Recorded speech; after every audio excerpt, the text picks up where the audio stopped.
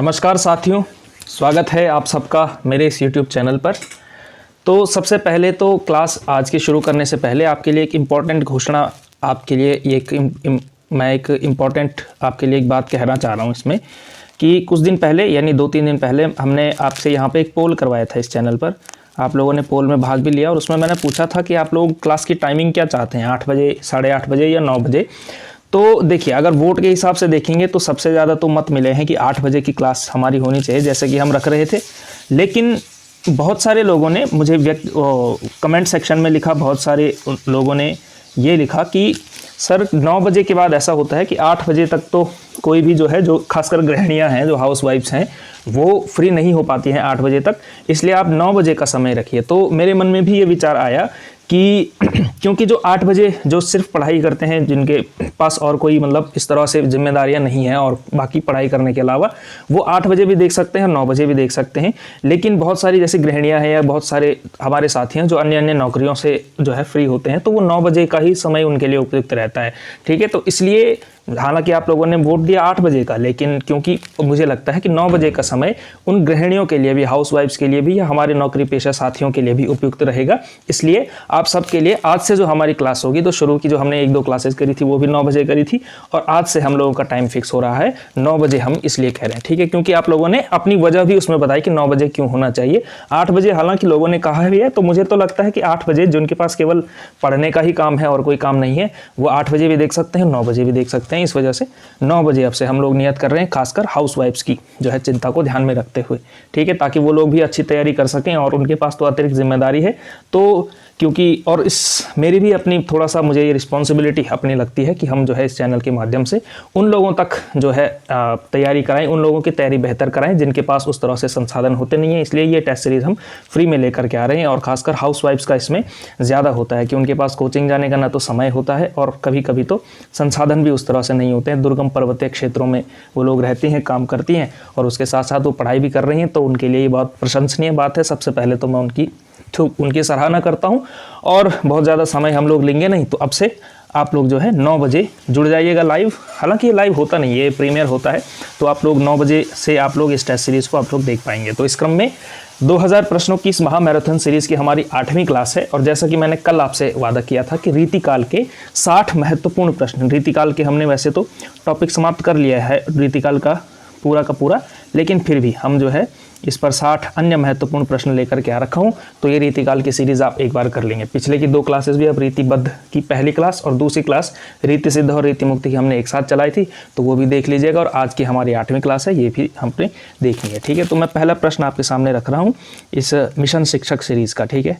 तो पहला क्वेश्चन आप लोग ये देखिए, थोड़ा सा कॉन्सेप्चुअल क्वेश्चन है। रीतिकाल की विशेषता के संदर्भ में कौन सी विशेषता गलत है, यानी कि आपको ये बताना है कि इनमें से यानी कि कौन सी जो विशेषता है वो रीतिकाल की नहीं है। थोड़ा सा कॉन्सेप्चुअली पॉज करके भी आप लोग देख सकते हैं इन विकल्पों को, और मेरे साथ भी पढ़ सकते हैं कि रीतिकाल में अलंकरण की प्रधानता है, बी रीतिकाल की प्रमुख भाषा ब्रज भाषा है, ऑप्शन नंबर सी है रीतिकाल में लक्षण ग्रंथों की प्रमुखता है, और रीतिकाल में प्रकृति का आलंबन रूप में वर्णन हुआ है, ठीक है। तो इन सब में से कौन सा कथन गलत लग रहा है मैं आपको बताऊं। देखिए, अलंकरण की प्रधानता का मतलब क्या है, अलंकारों की प्रधानता है, अलंकार। तो देखेंगे आप लोग कि रीतिकाल के जो कवि थे उनको जो है अलंकार में कविता कहने का खूब शौक था, तो ये कथन तो आप लोग सही मानेंगे कि रीतिकाल में अलंकरण की प्रधानता तो है। रीतिकाल की प्रमुख भाषा ब्रजभाषा है, निश्चित रूप से ये तो कथन सच है ही कि रीतिकाल का और कृष्ण भक्ति धारा का जो संपूर्ण काव्य है वो आप ब्रजभाषा में देखते हैं, बिल्कुल सही कथन है। रीतिकाल में लक्षण ग्रंथों की प्रमुखता है, ये भी आप लोग जानते हैं कि ये कथन भी सत्य है। लेकिन ये जो चौथा कथन है, प्रकृति का आलम्बन रूप में वर्णन हुआ है, ये कथन गलत है। क्योंकि आप लोग देखते हैं कि रीतिकाल के बहुत से कवि, क्योंकि वो सब ज्यादातर दरबार में ही रहे, तो प्रकृति का जो चित्रण है, जीवंत चित्रण या फिर आलम्बन के रूप में जो चित्रण होता है, वो उस तरह से नहीं मिलता जिस तरह से आप लोग परवर्ती जो है साहित्य में देखते हैं। जैसे कि छायावाद में आप लोग प्रकृति देखते हैं, स्वच्छंदतावाद में उससे पहले देखते हैं। तो ये वाला जो कथन है, डी वाला कथन, यानी कि इस प्रश्न का जो उत्तर होगा डी वाला सही होगा, ठीक है। तो इस तरह से आपने थोड़ा सा कॉन्सेप्चुअल क्वेश्चन है, समझेंगे तो आप एलिमिनेशन के जरिए भी इसको कर सकते हैं। कईयों को लग सकता है कि प्रकृति का चित्रण तो देव के यहाँ मिलता है, तो एक दो कवियों को छोड़ करके उस तरह से उस स्तर पर नहीं मिलता है, क्योंकि जो बाकी के 3 कथन है ना ऊपर के दिए हुए विकल्प, तो वो तो बिल्कुल सही है। ये ब्रजभाषा की ही है। देखिए अलंकार की प्रधानता तो है ही, अलंकरण की प्रधानता, ब्रजभाषा भी रीतिकाल की है ही, और लक्षण ग्रंथ तो रीतिकाल में लिखे ही गए। तो इस वजह से जो सही उत्तर होगा इसमें डी होगा, कि ये वाला जो कथन है ये रीतिकाल की विशेषता के संदर्भ में गलत है। ठीक है, विशेषता तो नहीं है ना रीतिकाल की प्रकृति का चित्रण। ठीक है, हालांकि एक दो कवियों ने किया है, लेकिन वो विशेषता नहीं बन सका है। ठीक है, तो ये आपने ध्यान रखना है। इस तरह से आपने कॉन्सेप्चुअल क्वेश्चन को करना है, एक ऑप्शन के संदर्भ में दूसरा ऑप्शन को देखते हुए। ठीक है, अगला क्वेश्चन देखिए, आचार्य भिखारी दास कृत प्रमुख काव्य शास्त्रीय ग्रंथ है। आचार्य भिखारी दास कृत प्रमुख काव्य शास्त्रीय ग्रंथ है। तो इसका सही उत्तर क्या है? आचार्य भिखारी दास की प्रमुख काव्य शास्त्रीय ग्रंथ इनमें से कौन सी रचना है? तो रस सारांश। ये जो रस सारांश है ये भिखारी दास की रचना है। ठीक है, बाकी कोई भी रचना भिखारी दास की नहीं है, ये है केवल। ठीक है, तो अभी हम थोड़ा विकल्पों पे ज़्यादा चर्चा नहीं करेंगे, क्योंकि रीतिकाल को हमने पिछली 2 क्लासेस में थोड़ा डेप्थ में पढ़ा ही है। ठीक है, तो ये सारे क्वेश्चन में अधिकांश प्रश्न ऐसे हैं जो आपके आ चुके हैं। बाकी जो ये विशेषता वाला क्वेश्चन था ये तो हमने पढ़ा नहीं है, इसलिए आज जुड़ गया। तो आज अपने नोट्स में इस चीज़ को ऐड कर लीजिएगा, है ना। तो ये सारी चीज़ें। अगला क्वेश्चन देखिए, ये पूछा गया है, पिछले क्वेश्चन में हमने ये पढ़ा हुआ है, और ये आपको बताना ही बताना है भाई, कि लोग हैं लागी कवित बनावत, मोहितो मोरे कवित बनावत। इस काव्य पंक्ति के रचयिता का नाम क्या है? ठीक है, कि ये काव्य पंक्ति किसकी है? कि लोग हैं लागी कवित बनावत, तो ये लोग क्या करते हैं? कविता बनाने पे लगे हुए हैं। और मोहितो मोरे कवित बनावत, और क्या करते हैं? मुझे तो मेरे कवित ही बनाते हैं। ठीक है, तो इस तरह से ये बात की हुई है कि इस काव्य पंक्ति की रचयिता का नाम क्या है। ठीक है, तो ये काव्य है पंक्ति है आपकी घनानंद की। ठीक है, ये हमने पहले भी किया हुआ है और बहुत से लोगों का जवाब होना भी चाहिए। ठीक, तो ये सही उत्तर होगा इसमें। अगला क्वेश्चन देखिए, घनानंद की कृतियाँ किस भाषा में है? घनानंद की कृतियाँ किस भाषा में है? और ये कॉन्सेप्चुअल क्वेश्चन है, केवल घनानंद की बात नहीं है। ए अवधी, बी खड़ी बोली, सी ब्रज, या डी राजस्थानी। तो घनानंद की कृतियाँ किस भाषा में है? ब्रज भाषा में। ठीक है, कैसे? क्योंकि रीतिकाल का समस्त रीतिकाल का जो साहित्य है वो सारा का सारा ब्रज भाषा में है, तो अकेले घनानंद की कृतियाँ किसी और भाषा में कैसे हो सकती हैं? तो ब्रज भाषा इसका सही उत्तर होगा। ठीक है, इस तरह से भी कभी कभी मतलब ट्रिकी सा क्वेश्चन पूछ लिया जाएगा कि घनानंद की कृतियाँ किस भाषा में है, तो इसको लेकर के घबराने की बात नहीं है। घनानंद की कृतियाँ भी ब्रज भाषा में ही है, क्योंकि रीतिकाल का समस्त काव्य ही ब्रज भाषा में लिखा गया है। ठीक है, कविप्रिया के रचनाकार का नाम है। कविप्रिया किसकी रचना है? बताइए फटाफट, कविप्रिया किसकी रचना है? ए देव, बी केशव, सी पद्माकर, या डी घनानंद। तो ये किसकी रचना है कविप्रिया? केशवदास की। केशवदास की अन्य अन्य रचनाएं बताइए। एक तो है आपकी रसिक प्रिया, एक तो कविप्रिया है, रसिक प्रिया है। ठीक है ना, कविप्रिया हो गई, रसिक प्रिया हो गई। इसके अलावा आपकी जो रामचंद्रिका है, उसके अलावा जहांगीर जसचंद्रिका है, रतन बावनी है, और इसके अलावा एक छंदमाला करके है। ये सारी रचनाएं जो है केशवदास की हैं। ठीक है, तो ये आपने ध्यान रखना है। केशवदास की रचनाएं सारी की सारी याद करनी है। जितने भी महत्वपूर्ण कवि हैं उनकी सारी रचनाओं का नाम आपको पता होना चाहिए, और ज़्यादातर नाम ही पूछा जाएगा, इसके अलावा नहीं पूछा जाएगा। अच्छा, शिवराज भूषण के रचयिता कौन है? घनानंद, बिहारी, भूषण या पद्माकर? तो शिवराज भूषण के रचयिता कौन है? भूषण आप लोग जानते हैं कि शिवाजी, जो छत्रपति शिवाजी महाराज थे, उनके यहाँ दरबारी कवि थे भूषण, और उन्होंने शिवराज भूषण नाम से छत्रपति शिवाजी के जीवन की जो है जीवनी, मतलब एक तरह से उनकी वीरता का वर्णन इसमें किया हुआ है। तो ये प्रबंध काव्य है शिवराज भूषण, ये आपने ध्यान रखना है। भूषण की रचना है। शिवराज, शिवाजी का और भूषण दोनों का नाम इस रचना में आ रखा है इसके टाइटल में। अगला क्वेश्चन देखिए, रीतिकाल के उस कवि का नाम बताइए जिसने वीर रस में कविता लिखी। ठीक है, आपको ये बताना है रीतिकाल का वो कवि जिसने वीर रस में कविता लिखी। तो बताइए कौन से कवि थे वो? पद्माकर, भूषण, बिहारी या घनानंद? तो जिसने वीर रस में कविता लिखी। ठीक है, तो इसका सही उत्तर क्या है? इसका सही उत्तर है भूषण। ठीक है, आप लोग जानते हैं पद्माकर श्रृंगार के कवि, बिहारी श्रृंगार के कवि, घनानंद भी श्रृंगार के कवि। ठीक है, इन सब ने श्रृंगार लिखा। रीतिकाल के एकमात्र कवि थे भूषण, जिन्होंने वीर रस की कविताएं लिखी। और किसकी वीरता का वर्णन किया है इन्होंने किया है शिवाजी की, और एक और जो हुए हैं छत्रसाल नाम से। ठीक है, तो छत्रसाल का भी थोड़ा बहुत इन्होंने वर्णन किया, लेकिन छत्रसाल की वीरता का वर्णन नहीं है। वीरता का वर्णन किसका है? शिवाजी की वीरता का वर्णन इन्होंने किया हुआ है। ठीक है, तो ये आपने ध्यान रखना है। रीतिकाल के वो कवि जिन्होंने वीर रस में कविता लिखी भूषण। पद्माकर ने, हालांकि पद्माकर की भी एक रचना आती है हिम्मत बहादुर विरुदावली नाम से। ठीक है, लेकिन मतलब ज़्यादातर इन चार विकल्पों में अगर हम देखेंगे तो वीर रस के कवि तो एक ही हुए हैं भूषण। पद्माकर तो उस रचना के लिखने के बावजूद श्रृंगार के ही ज़्यादातर कवि थे, एक रचना होने से क्या होता है, लेकिन फिर भी जो, इसलिए इसका सही उत्तर होगा आपका ऑप्शन नंबर बी, भूषण। ठीक है, हालांकि पद्माकर की हिम्मत बहादुर विरुदावली का नाम आप लोग जरूर ध्यान रखने हैं, आपने पढ़ रखा है, हमने कर रखा है इस चीज़ को। अगला क्वेश्चन देखिए, सुजान शब्द का प्रयोग किस कवि की कविता में अधिक हुआ है? सुजान शब्द का प्रयोग बिहारी, भूषण, ठाकुर या घनानंद? तो आपको बताया गया है, ये कहानी सुजान वाली कहानी आप लोग जानते ही होंगे। ठीक है, कि जो है एक मुग़ल बादशाह के यहाँ मीर मुंशी थे ये कवि, और फिर जो है सुजान से ये प्रेम करते थे, और सुजान ने फिर क्या किया, सुजान ने फिर जो है इनके मतलब सुजान ने फिर इनको जो है स्वीकार नहीं किया, और फिर ये क्या चले गए, ये फिर वहाँ चले गए वृंदावन, और वहाँ जो है निम्बार्क संप्रदाय में शायद दीक्षित हुए, और वहाँ से फिर उन्होंने, लेकिन सुजान शब्द का प्रयोग फिर इन्होंने किया है कृष्ण के लिए।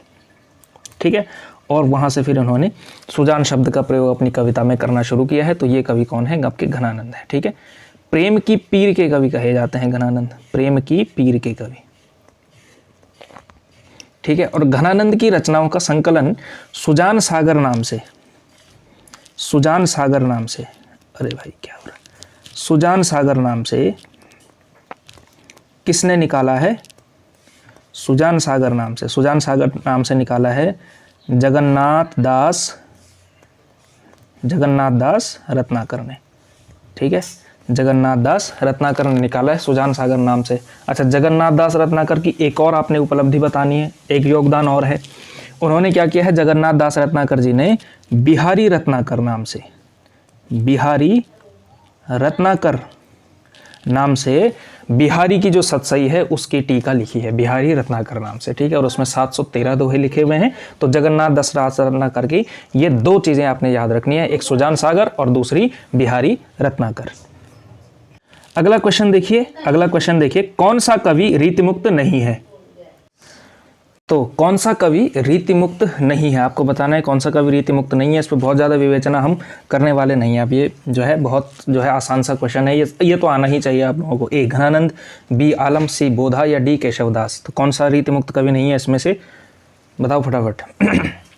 हाँ, केशवदास भाई, केशवदास जो है रीतिमुक्त नहीं है, रीतिबद्ध काव्यधारा का कवि है।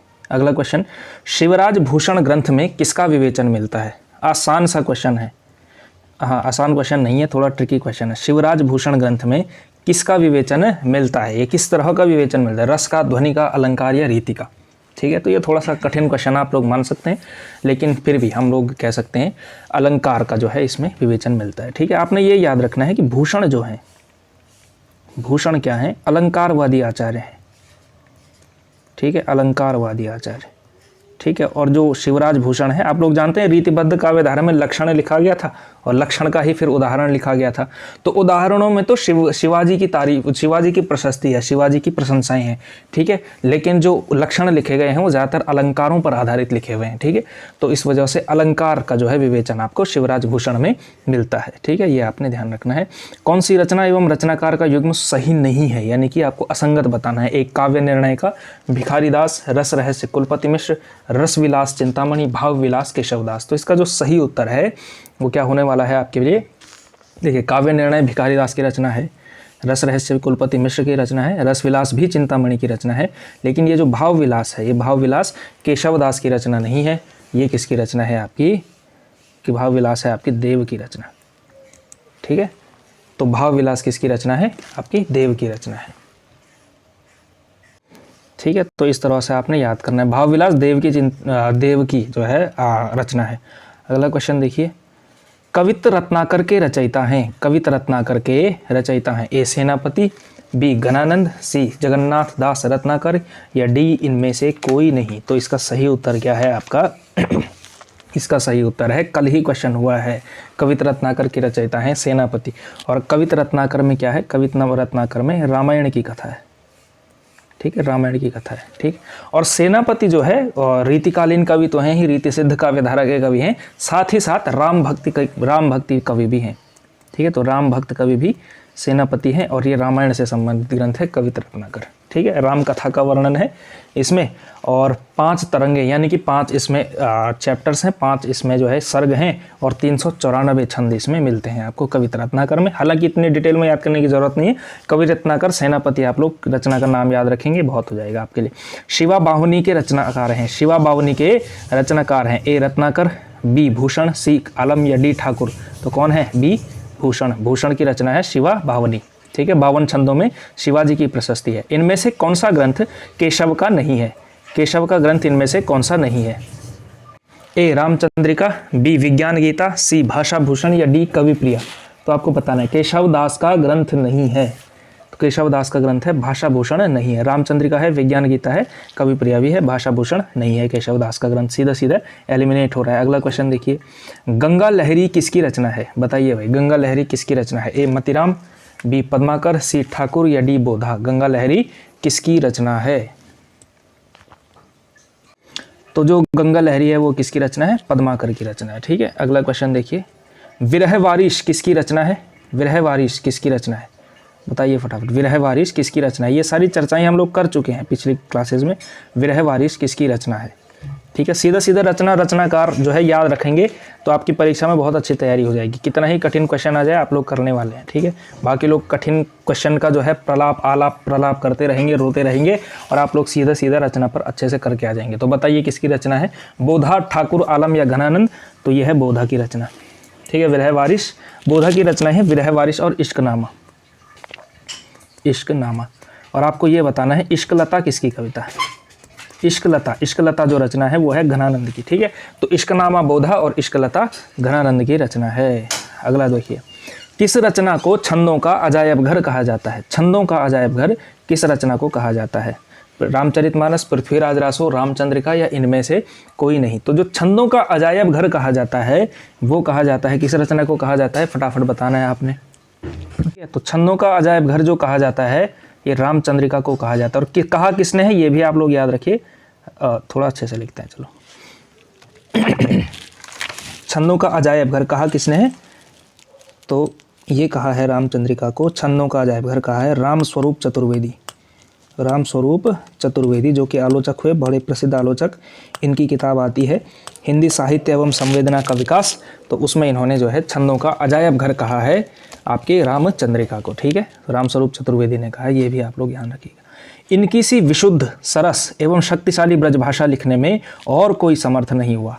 तो इनकी जैसे विशुद्ध, सरस एवं शक्तिशाली भाषा लिखने में और कोई जो है कवि समर्थ नहीं हुआ। शुक्ल ने यह किसके बारे में कहा है?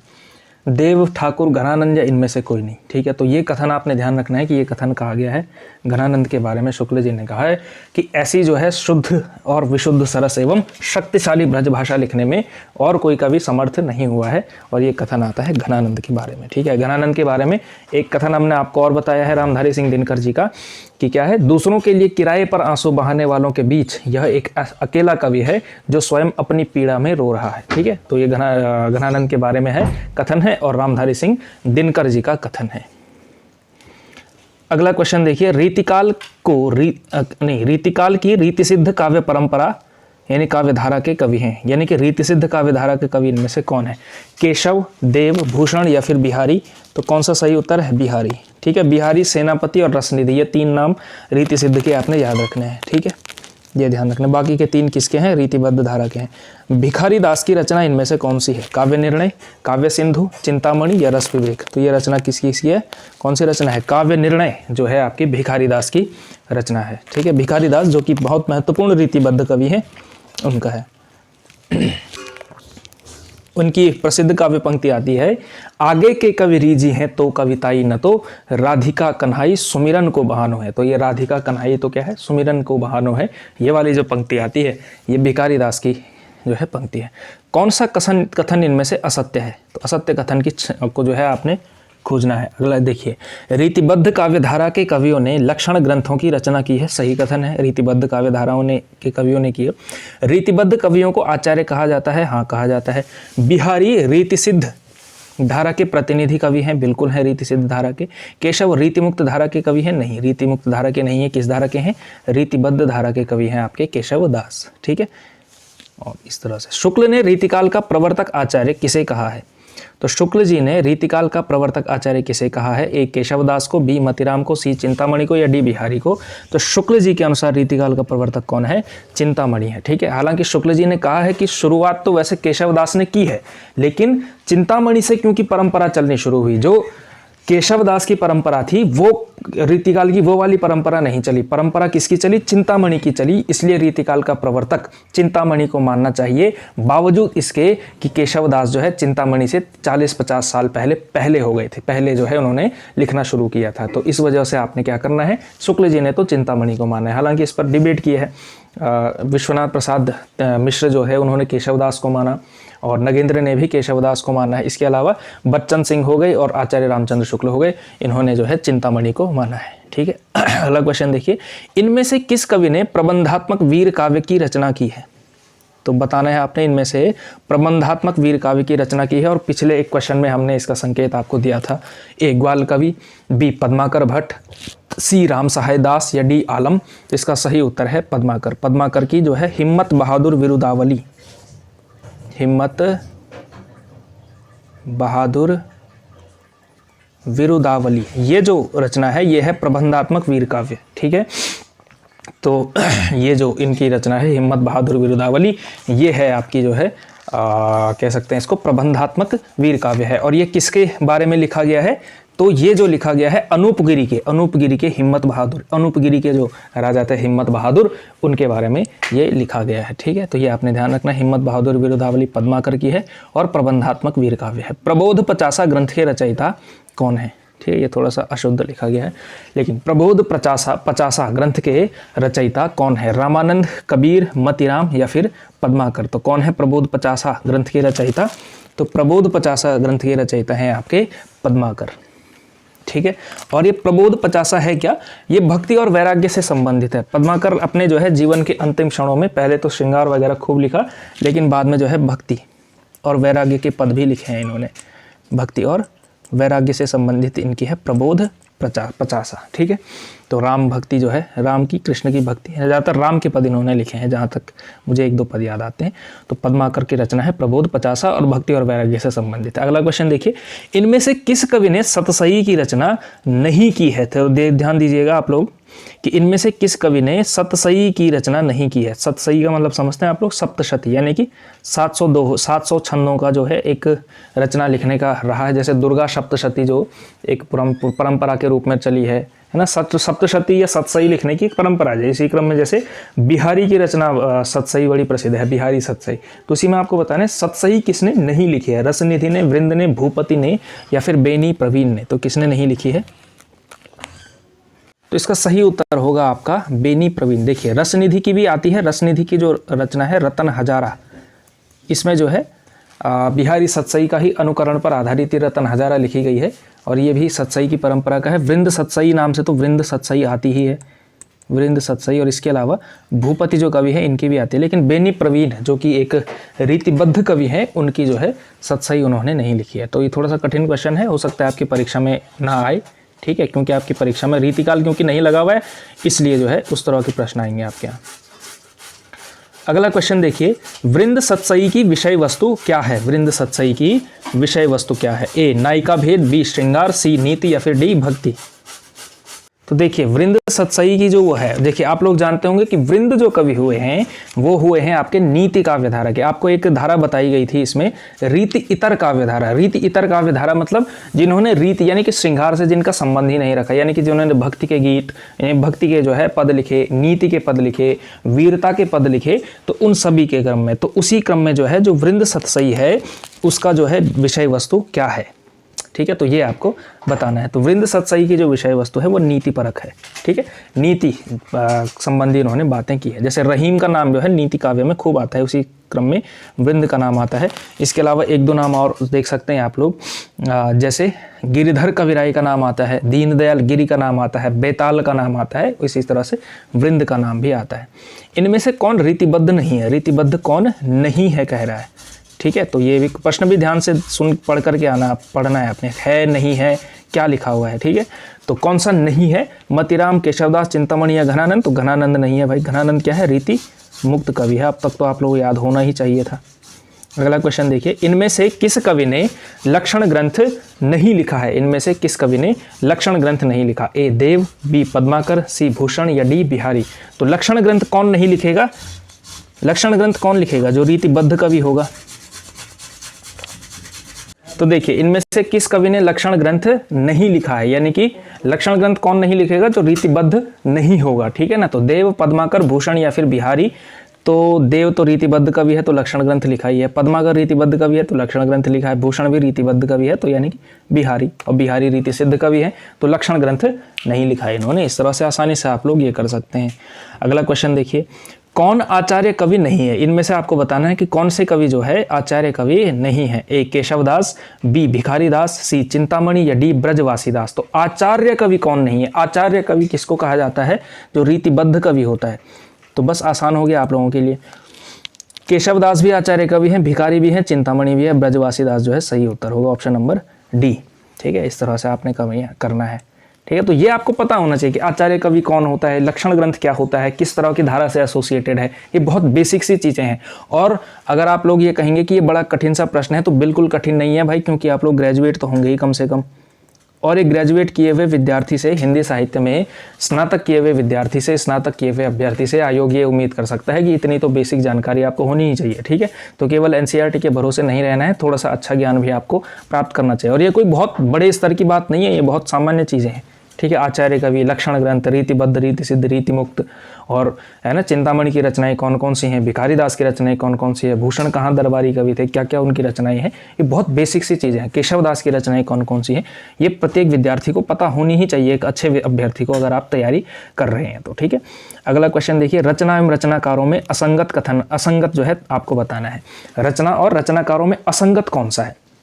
केशवदास रसिक प्रिया, मतिराम ललित ललाम, भूषण का रसराज से, और देव भाव विलास से। तो जो गलत है वो आपका इसमें कौन सा है? भूषण का है। ठीक है, रसराज जो ये रचना है, रसराज भी किसकी रचना है? मतिराम की रचना है। रसराज, ललित ललाम, इसके अलावा वृत्त कौमुदी, फूल मंजरी, ये सारी रचनाएं मतिराम की हैं। केशवदास की रसिक प्रिया है, सही है। मतिराम ललित ललाम हमने सुना ही है, ये लालाम नहीं है, ललाम है। ठीक है ना। देव का भाव विलास है ना, ये तो है ही। ठीक, भाव विलास, भवानी विलास, और इसके अलावा शब्द रसायन, ये सारी रचनाएं देव की हैं। ठीक है, और इसके अलावा सुख सागर तरंग देव का है, ये आपने ध्यान रखना है। अगला क्वेश्चन देखिए, कौन सी रचना चिंतामणि की है? कौन सी रचना चिंतामणि की है? रसराज, अलंकार प्रकाश, काव्य निर्णय या कविकुल कल्पतरु? तो चिंतामणि की जो रचना है वो कौन सी है? कविकुल कल्पतरु है। ठीक है, तो कवि चिंतामणि की बहुत प्रसिद्ध रचनाओं में से एक है कविकुल कल्पतरु। अगला क्वेश्चन देखिए, देव की रचना है, देव की रचना कौन सी है इनमें से? रसराज, काव्य निर्णय, भाव विलास, श्रृंगार निर्णय। तो देव की रचना कौन सी है? भाव विलास। अच्छा, इनकी इसमें ना विलास शब्द खूब आता है, भाव विलास, भवानी विलास, ये इस तरह से रचनाएं देव की रचनाओं का नाम के पीछे ये आता है। तो इस तरह से भी देव की रचनाएं याद की जा सकती हैं। ठीक है, तो ये आपने याद रखना है। हालांकि रस विलास, आप लोग ध्यान रखिएगा कि रस विलास जो रचना है वो चिंतामणि की है। ठीक है, तो विलास के चक्कर में गलत मत कर देना।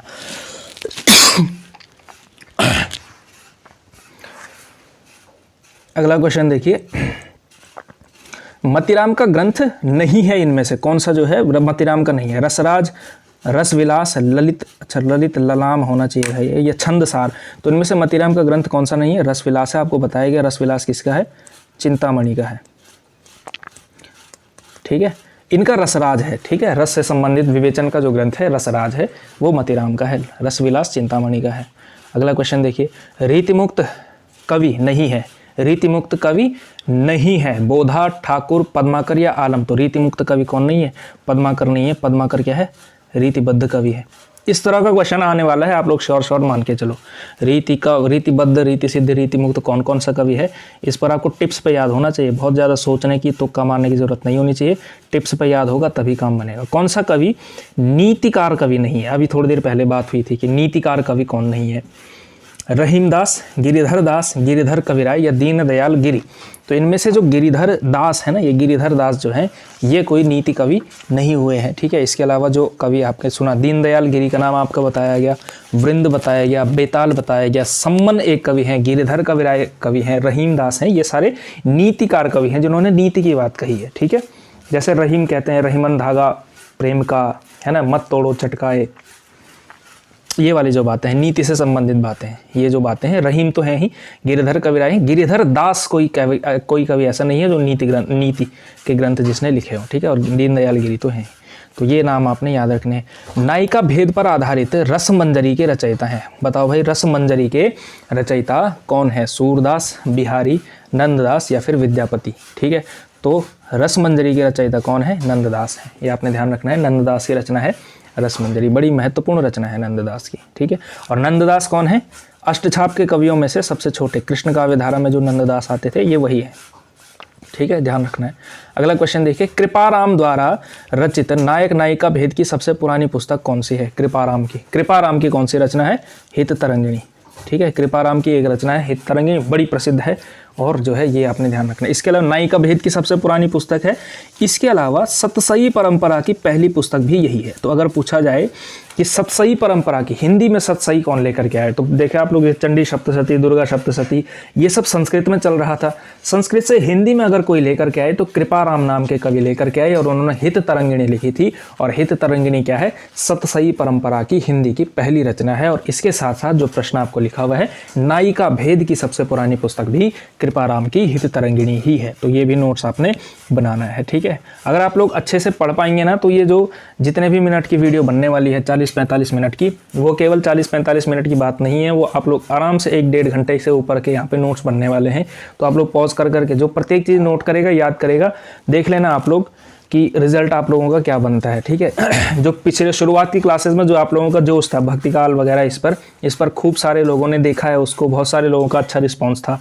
और आगे चल करके जो है आप लोगों का रिस्पांस कम हो रहा है, ठीक है, और होता भी ऐसा ही है, ठीक है। तो जो सीरियस कंपटीशन होता है वो इतना ही होता है, ठीक है। जो शुरू का वीडियो आप लोग देखेंगे भक्तिकाल पे 3,500 व्यूज़ आपको इस वीडियो पर दिखेंगे, उस वीडियो पर दिखेंगे, और जो लेटेस्ट वीडियो है उस पर आपको 2,000 व्यूज़ भी नहीं दिखने वाले हैं। तो ऐसा ही होता है, जो शुरुआत का जो जोश होता है ना, वो बहुत सारे लोगों के भीतर होता है, लेकिन धीरे धीरे जैसे जैसे तैयारी जो है का स्तर जो है बढ़ता रहता है, वैसे वैसे जोश भी खत्म होता रहता है और इस वजह से कंपटीशन जो है कम होता रहता है। तो आप लोगों को ध्यान रखना है, बहुत ज़्यादा कंपटीशन आपका होने वाला नहीं है। थोड़ा बहुत भी अच्छी तैयारी कीजिए, आपके सिलेक्शन इस समय पक्का होने वाला है। और हिंदी में तो सबसे ज़्यादा सीट्स आती हैं, क्या ना, करीब 150 से 200 सीटें तो आप लोग मान के चलिए कि मेरे अनुमान से तो आने ही वाली हैं। और सबसे अच्छी सीटें हिंदी में आती हैं और सबसे अच्छी पढ़ाई भी आप लोग हिंदी में करने वाले हैं। बहुत आसान सा सिलेबस होता है, आप लोग जानते हैं, ठीक है। मैथ्स और साइंस वालों का तो बहुत बड़ा सिलेबस है, खासकर साइंस वालों का। साइंस वालों का सोचिए आप, जूलॉजी भी पढ़ना है,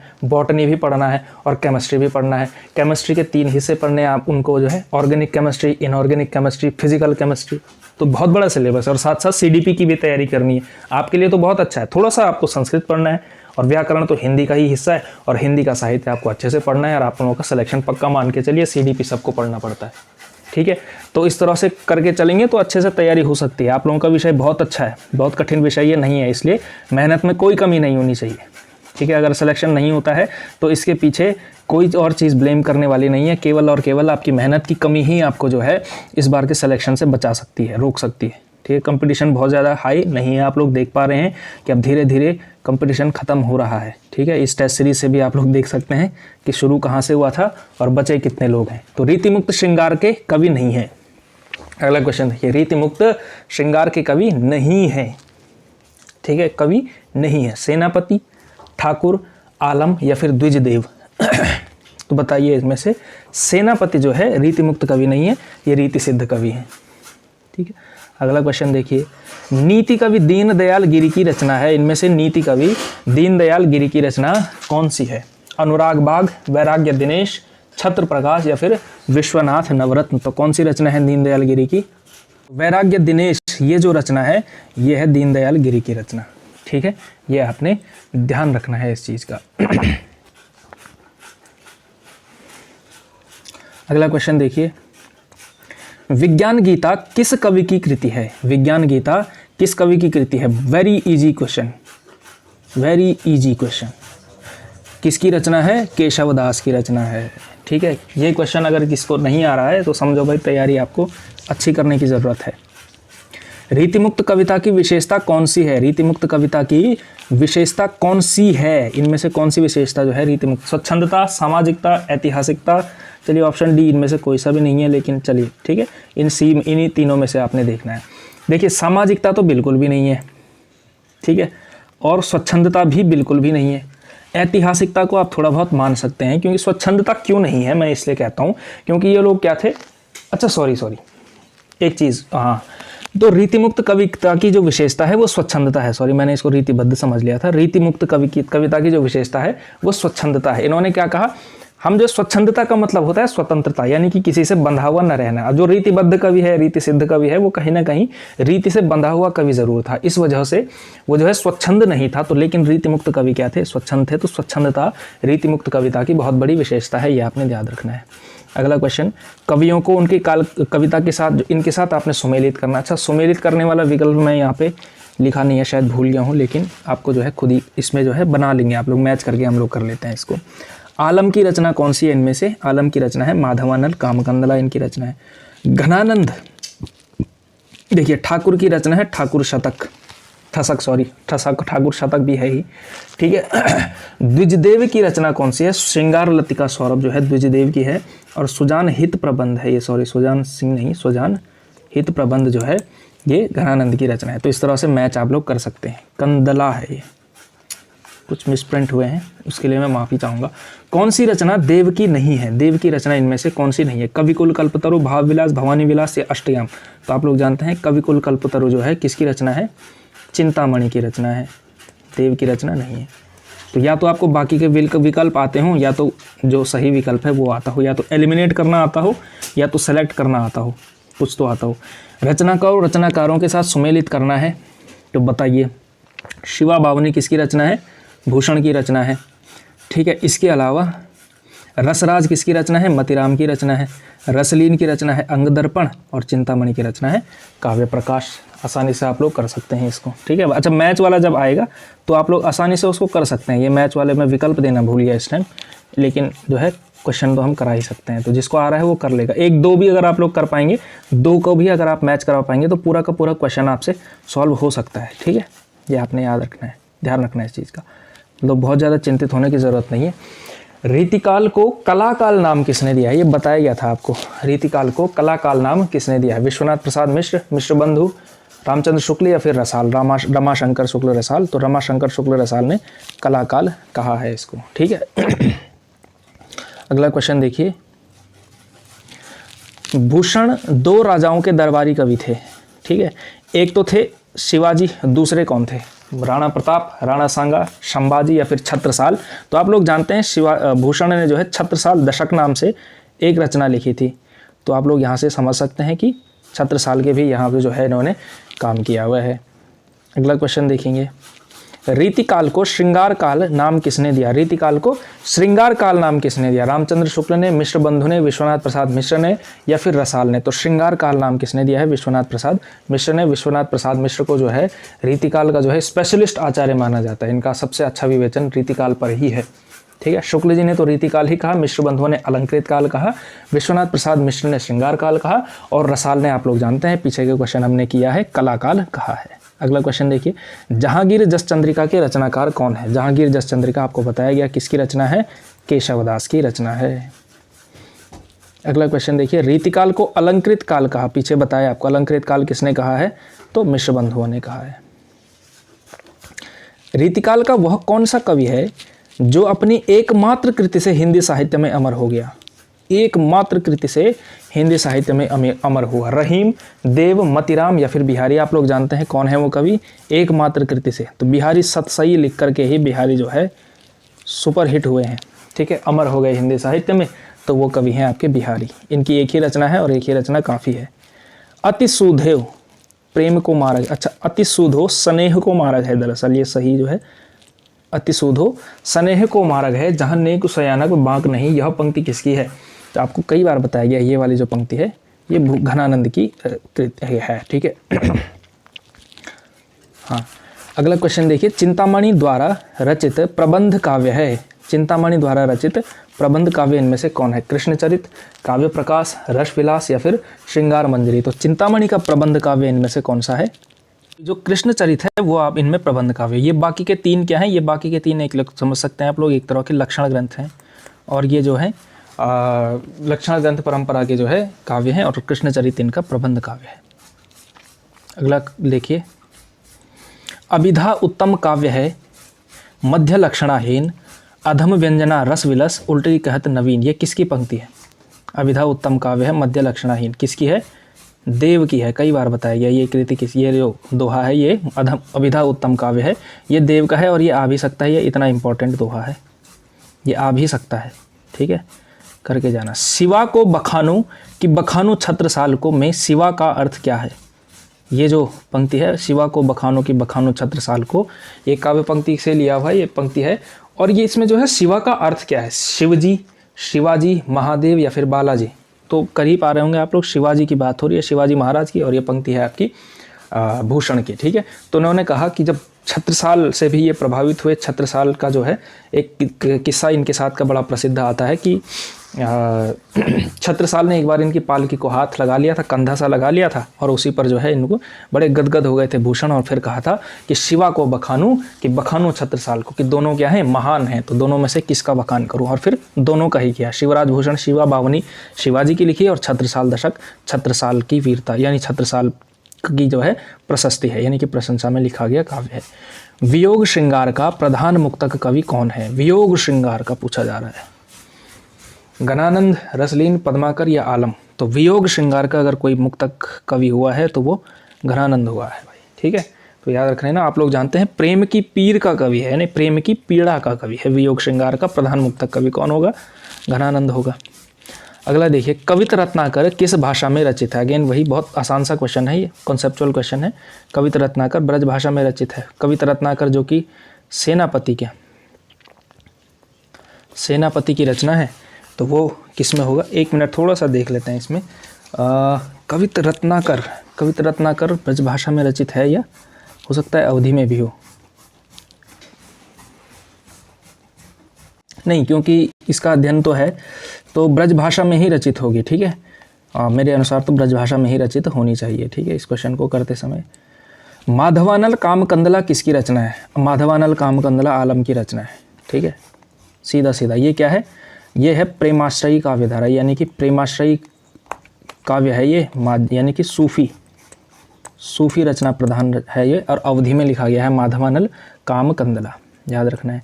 देव कवि किस प्रकार के कवि हैं? देव जो कवि हैं वो किस प्रकार के? अलंकारवादी, रसवादी, रीतिवादी या ध्वनिवादी? इस तरह के भी आ सकते हैं, लेकिन थोड़ा कठिन तरह का क्वेश्चन है ये, थोड़ा हाई लेवल का क्वेश्चन हो गया, आपके यूजीसी नेट के लेवल का क्वेश्चन हो गया।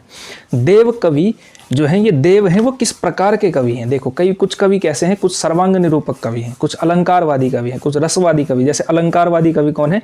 केशवदास अलंकारवादी हैं, भूषण अलंकारवादी हैं। तो उसी क्रम में पूछा गया है कि जो देव हैं, जो कवि, वो किस प्रकार के कवि हैं? तो देव जो हैं आपके शायद रस निरूपक ही आएंगे। हाँ, रसवादी कवि जो है, देव जो है रसवादी कवि। वैसे तो इन्होंने सर्वांग विवेचन किया है, लेकिन जो है इनका जो ज़्यादातर वो मिलता है आपका रस पर ही मिलता है।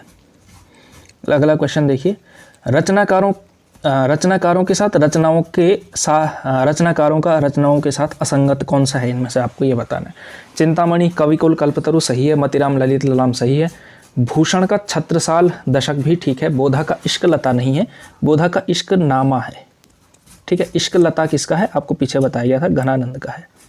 ठीक है, इन दो रचनाओं में कन्फ्यूजन बहुत होता है। ठीक है, तो बोधा का क्या है? नामा है, बोधा नामा है। ठीक है, इश्क लता किसका है? घनानंद का है। ठीक है, तो घनी लता आप थोड़ा इस तरह से तुक बना करके, मतलब ट्रिक बना करके कर सकते हैं। लता जो होती है वो घनी जो होती है, लता का मतलब बेल है ना, तो लता, घनी लता। ठीक है, इस तरह से तो इश्क लता घनानंद आप लोग यहाँ से याद कर सकते हैं। सही क्रम बताना है भाई कवियों का, कालक्रम का। पद्माकर, बिहारी, चिंतामणि, केशवदास। बिहारी, पद्माकर, केशवदास, चिंतामणि। चिंतामणि, केशवदास, बिहारी, पद्माकर, केशवदास, चिंतामणि, बिहारी या पद्माकर। ठीक है, इनमें से तो देखिए इसमें से भी वैसे एक गलती है, अगर सही क्रम देखा जाए तो इसमें से कोई सा भी विकल्प सही नहीं है, लेकिन सबसे सटीक विकल्प इनमें से तो ये है। और इसमें से भी आपको बिहारी पहले आने चाहिए थे और चिंतामणि बाद में आने चाहिए थे, क्योंकि सीनियर मोस्ट तो केशवदास हुए हैं, ये आप लोग जानते हैं। उसके बाद बिहारी हुए हैं अगर हम उम्र के हिसाब से देखें तो, उसके बाद चिंतामणि, उसके बाद पद्माकर। ठीक है, ये ध्यान रखना है। अगला क्वेश्चन देखिए, छत्र प्रकाश प्रबंध काव्य के रचनाकार कौन है? छत्र प्रकाश, ये जो कविता है, ये जो प्रबंध काव्य है, इसके रचनाकार कौन है? सूदन कवि, लाल कवि, भूषण या फिर पद्माकर? तो बताना है छत्र प्रकाश प्रबंध काव्य किसका है। तो ये जो छत्र प्रकाश ये जो रचना है ये लाल कवि की रचना है, और लाल कवि क्या है, वीर काव्य लिखने वाले कवि हैं, वीर काव्य, ठीक है, वीर काव्य। रीति इतर काव्यधारा के कवि हैं और वीर काव्य इन्होंने लिखा हुआ है। तो इस प्रकार से आज हमने 61 प्रश्न टोटल मिलाकर के किए हैं भाई रीतिकाल के। थोड़ा सा अलग तरह के क्वेश्चन थे, थोड़ा कुछ कठिन प्रश्न भी थे।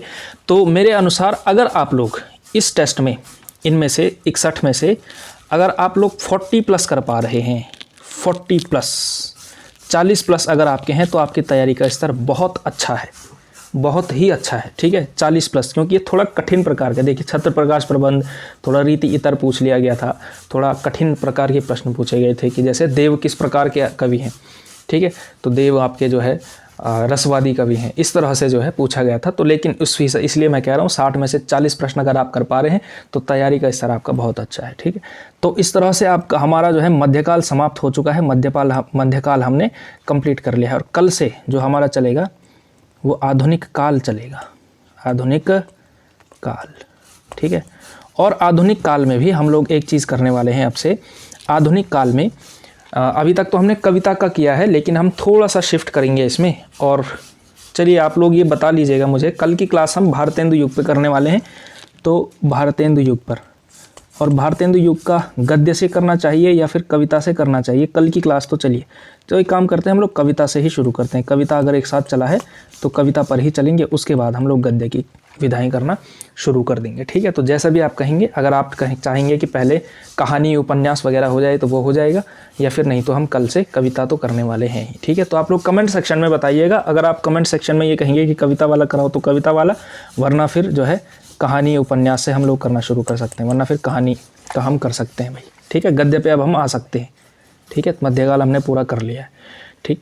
तो आज की वीडियो में बस इतना ही, और आपने जो है ज़्यादा से ज़्यादा वीडियो को आपने शेयर करना है, क्योंकि मैंने आपको पहले भी बताया कि अब थोड़ा सा लोग कम देख रहे हैं वीडियो को। पिछली वाली वीडियोज़ आपने 3-3.5 हज़ार व्यूज़ तक पहुंचाया, आपका बहुत बहुत शुक्रिया।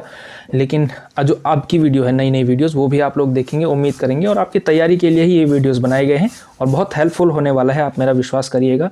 क्योंकि जिस दिन आपका पेपर होगा मैं आपको बताने वाला हूँ, जिस दिन आपकी परीक्षा होगी उस दिन मैं आपको बताऊंगा। इन यहाँ से क्लिप काट करके शॉर्ट्स में बना करके भेजूंगा आपको, ठीक है। शॉर्ट्स बना करके भेजूंगा कि ये देखिए ये क्वेश्चन मैंने कराया था और ये वाला क्वेश्चन पेपर में आ गया। तो इस तरह के बहुत सारे क्वेश्चन होने वाले हैं, और जो नहीं देखेगा उसको फिर पछतावे के अलावा कुछ नहीं होने वाला है शॉर्ट्स को देख करके।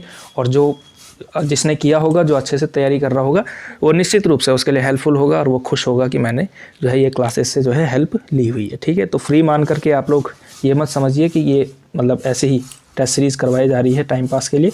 बिल्कुल सीरियसली अगर आप पढ़ेंगे तो आपका फ़ायदा होने वाला है, ठीक है। मैं अभी से कह रहा हूँ, और बहुत मेहनत से मैं क्वेश्चन लेकर के आता हूँ, और ऐसे ही ये कोई रैंडमली क्वेश्चन नहीं उठाते हैं हम लोग। देखा होगा आप लोगों ने कि जो क्वेश्चन आते हैं, आप लोग पैटर्न जा करके देखिएगा कि आपके जो प्रीवियस ईयर क्वेश्चंस थे उसके वो वाले क्वेश्चन आपसे हो पा रहे हैं या नहीं इन टेस्ट सीरीज़ को देख करके, ठीक है। तो उनको करिए बहुत अच्छे से, और वीडियो को आपने ज़्यादा से ज़्यादा लोगों के बीच शेयर करना है, वीडियो को लाइक करना है, और चैनल को अगर आपने सब्सक्राइब अब तक नहीं किया है तो सब्सक्राइब तो आप करेंगे ही करेंगे। बहुत बहुत शुक्रिया आप लोगों का।